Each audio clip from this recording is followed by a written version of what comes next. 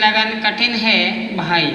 देखो, परमात्मा ईश्वर प्रभु को पाना है आसान तरीका नहीं है, आसान नहीं मिलता। तो कबीरदास जी इसके संदर्भ में बता रहे हैं कि उनके साथ लगन लगाना, उनके साथ प्रेम पालना, उनके साथ प्रीति रखना आसान कार्य नहीं है।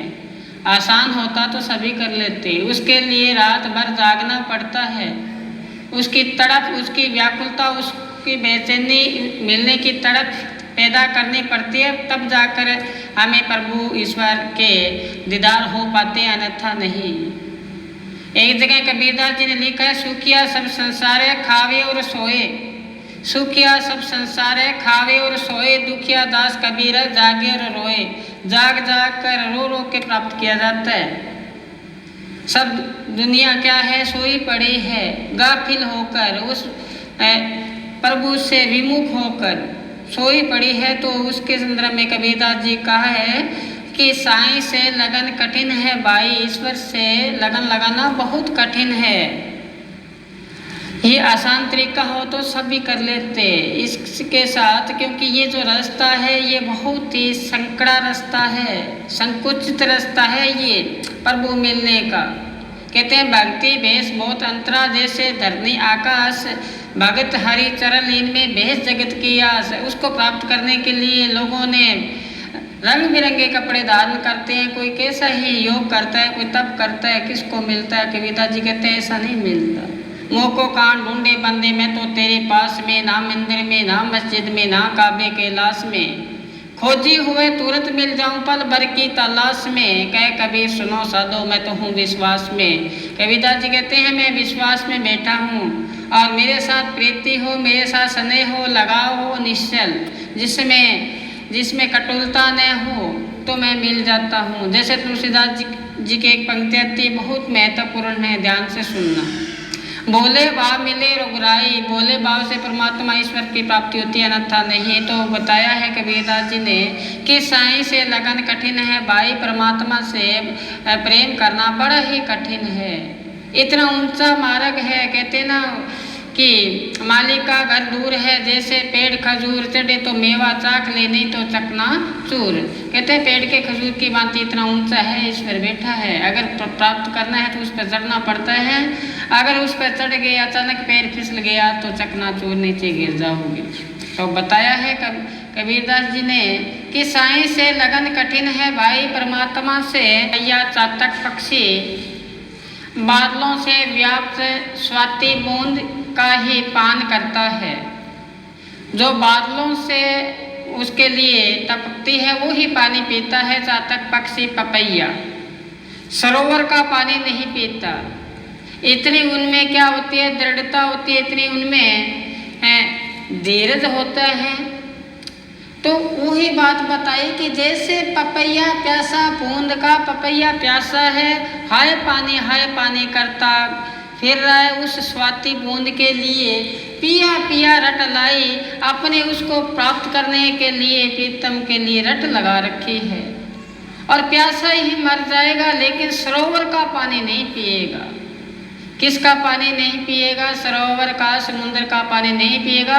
अपने प्राण उस सरोवर में त्याग देगा, चोंच कहाँ होगी? आसमान की तरफ। ऐसा जब उनके पाने की ललक हो, ऐसी एक निष्ठता, स्नेह हो, लगाव हो, तब जाके ईश्वर प्रभु की प्राप्ति होती है, अन्यथा नहीं।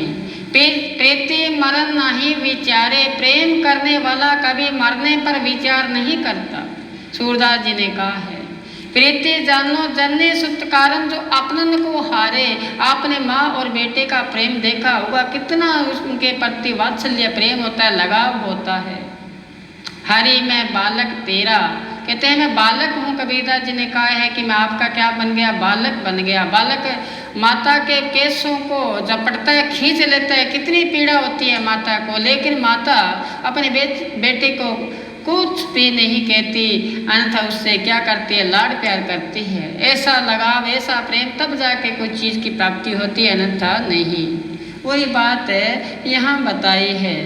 कबीरदास जी ने कहा है साईं से लगन कठिन है भाई, साईं से ईश्वर से लगन लगाना बहुत कठिन है। प्यासा पपैया हाय पानी करता फिरता है, पानी वो स्वाति बूंद के लिए, लेकिन स्वाति बूंद न मिले तो वो प्यासा ही अपने आप का त्याग कर देगा, लेकिन पानी नहीं पिएगा, सरोवर का समुद्र का पानी नहीं पिएगा।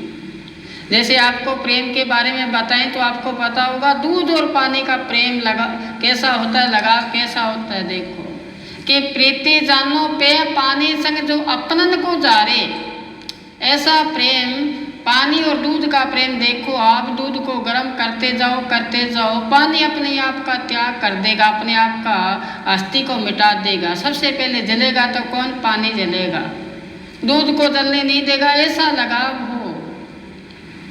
लेकिन आज कल जो प्रेम है, स्नेह है, वो कैसा है?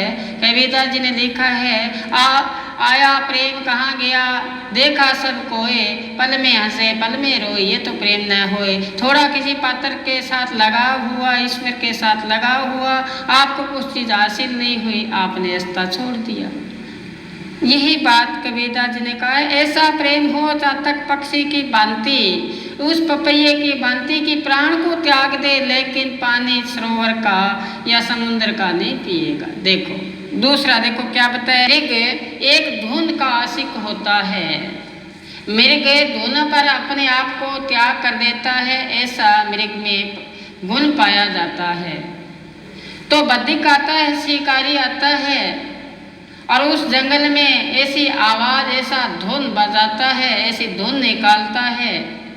मृग दौड़ा आता है और उस तबले पर, उस ढोलक पर अपना सिर मस्तक को रख देता है। पता है कि मैं वहाँ जाने से मेरा शिकार हो जाएगा, वहाँ जाने पर मेरे शिकारी मेरे को पकड़ लेंगे, लेकिन पीछे नहीं हटता, क्योंकि उसका लगाव, उसका प्रेम किसके साथ है? उस धुन के साथ है, उस नाद के साथ है। देखो उस नाद पे अपने आप को न्यौछावर कर देता है। इसलिए कहते हैं कबीरदास जी, साईं से लगन कठिन है भाई। अगर मृग की भांति, अगर हम पपैये की भांति बन पाते हैं तो हमें प्रभु ईश्वर के दीदार हो सकते हैं, अन्यथा नहीं।